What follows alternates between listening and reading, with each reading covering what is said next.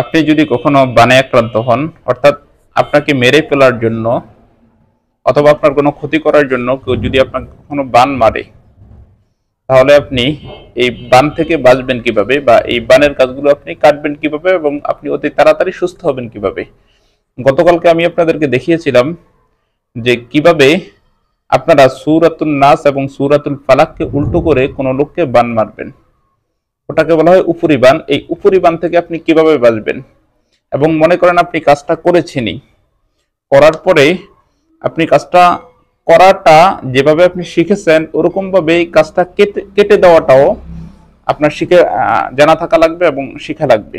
অর্থাৎ আপনি যেভাবে বানে আক্রান্ত করতে পারবেন ওরকম ভাবে আবার বান থেকে বাঁচাতে পারবেন, দুইটা জিনিসই আপনার শিখে থাকা লাগবে।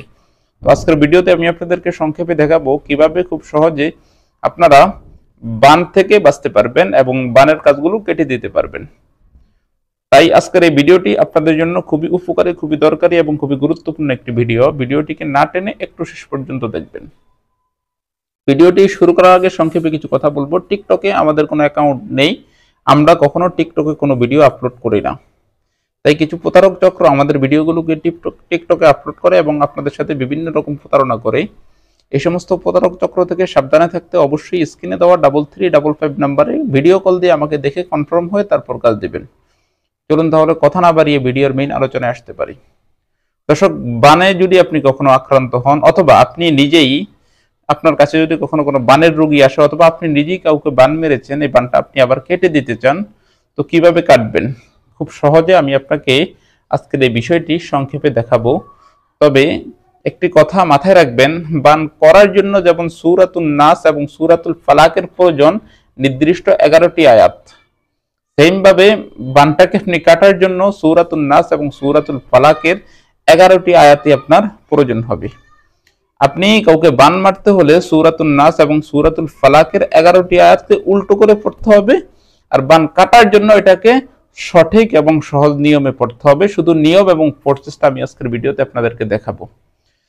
মনে করেন আপনি কোনো একটা লোককে অসুস্থ বানানোর জন্য উপরি বান মেরেছেন, তাকে বিছানায় ফেলে রাখার জন্য। গতকালকে যে ভিডিওটা আমি আপনাদেরকে দেখিয়েছিলাম, এই বানটাকে আপনারা কিভাবে কাটবেন। আপনি তখন তাকে অসুস্থ বানানোর জন্য খেজুর কাটার উপর এবং খেজুরের রগের উপরে এবং খেজুরের রগগুলোকে কাটার সাথে গিট্টা লাগানোর জন্য আপনি সূরাতুন নাস এবং সূরাতুল ফালাকের 11টি আয়াতকে উল্টো করে পড়েছিলেন ওখানে। এই জিনিসটাকে যদি আপনি কাটতে হয় খুব সহজে, তাহলে 3টা প্রসেস এবং 3টা নিয়ম আছে। প্রথম নাম্বার, আপনি যে পুতুলের উপরে সূরাতুন নাস এবং সূরাতুল ফালাকের আয়াতগুলোকে উল্টো করে পড়েছেন, ওই পুতুলটা বা ওই মূর্তিটাকে যেখানে রেখেছেন ওখান থেকে তুলে নিয়ে আসবেন। তুলে নিয়ে আসার পরে আপনি যে 11টি আয়াত আছে সূরাতুল ফালাক এবং সূরাতুন নাসের ভিতরে, ওই আয়াতটি সঠিকভাবে পড়বেন। তবে শুরুতে আউযু এবং বিসমিল্লাহ দুইটা সূরার কোনোটা শুরুতে আপনি পড়তে পারবেন না। আপনি কিভাবে পড়তে হবে আমি আপনাকে দেখাই। আপনি মনে করেন একটা খেজুরের কাটা যখন ওই পুতুল বা মূর্তিটা থেকে যখন খুলবেন, তখন কুল আউযু বিরাব্বিল ফালাক এমন একটা আয়াত পরে ওই কাটার উপরে একটা ফু দিবেন এবং একটি আয়াত উঠিয়ে ফেলবেন। তারপর মিন শাররি মা খলাক এমন ভাবে পড়বেন, পরে ওই কাটাটা আবার ওখান থেকে খুলে ফেলবেন।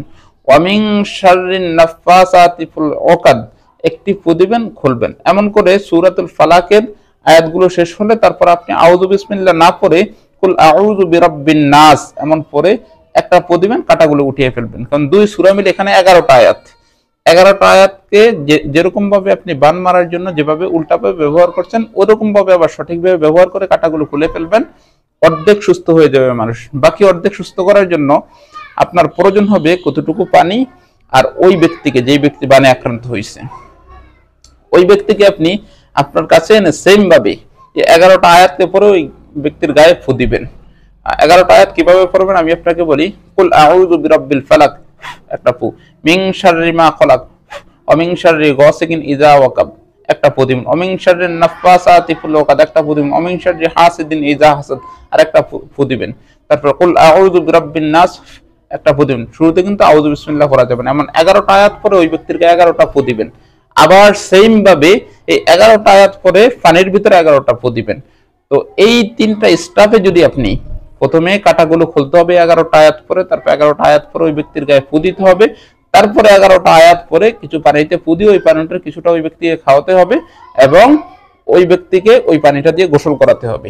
এই নিয়মে যদি আপনি কাজটা করেন তাহলে ওই ব্যক্তি ওই বানটা ওই ব্যক্তির উপর থেকে কেটে যাবে এবং লোকটা অতি তাড়াতাড়ি সুস্থ হয়ে যাবে। এটা আমি এই নিয়মটা দেখালাম গতকালকে, যে আপনাদেরকে যে উপরে বান আমি শিক্ষা দিলাম সূরাতুন নাস এবং সূরাতুল ফালাককে উল্টো করে, ওইটা আপনি কাটবেন কিভাবে, একটা ব্যাপার। কেউ যদি মরণ বানে আক্রান্ত হয়, অর্থাৎ কাউকে মরণ বান করার জন্য, মেরে ফেলার জন্য বানে আক্রান্ত করছে, ওই লোকদের ক্ষেত্রে যদি এই আমলটা করেন তাহলে ওই লোকটা পরিপূর্ণ সুস্থ হবে না, তবে ওই লোকটার উপর থেকে বানের যে যন্ত্রণা আছে বা বানের যে যন্ত্রণা পেয়ে লোকটা কাতরাচ্ছে, ওই যন্ত্রণা হালকা হয়ে যাবে, অর্ধেক হয়ে যাবে এবং কিছুটা সুস্থর দিকে আসবে। বাকি মরণ বান থেকে বাঁচানোর জন্য কোন নিয়মে কাজ করবেন এবং কিভাবে কাজ করবেন এই বিষয়টি সম্পর্কে আমি আগামীকালকে একটি ভিডিও আপনাদের মাঝে আপলোড করব। আপনারা ওই ভিডিওতে নজর রাখবেন এবং ওই ভিডিওটি দেখবেন। আশা করি ইনশাআল্লাহ 100% উপকার পাবেন। কোনো কথা না বুঝে থাকলে স্ক্রিনে দেওয়া নাম্বারে যোগাযোগ করে আমার থেকে বিষয়গুলো বুঝে নেবেন। ধন্যবাদ। আমার ভিডিওটি দেখে যদি সামথিং উপকৃত হয়ে থাকেন তাহলে অবশ্যই আমার চ্যানেলটিকে সাবস্ক্রাইব করে রাখবেন। আসসালামু আলাইকুম ওয়া রাহমাতুল্লাহি ওয়া বারাকাতুহু।